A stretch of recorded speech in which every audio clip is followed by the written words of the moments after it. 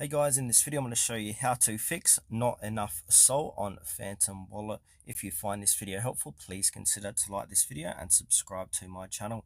In saying that, let's just jump straight into the video. Alright, so if you're encountering a not enough SOL error in your Phantom Wallet, this indicates insufficient SOL or Solana to cover transaction fees. On the Solana network, all transactions require a small amount of SOL for processing. So here's a quick way how to resolve this issue.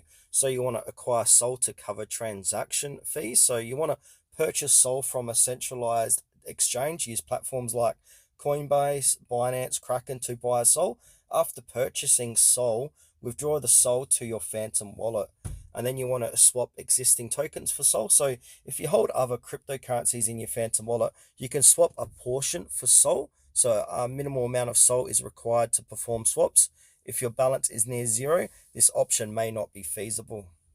And then also maintain a minimum SOL balance on your Phantom wallet. So it's advisable to keep at least 0.01 SOL in your wallet to ensure smooth transaction processing.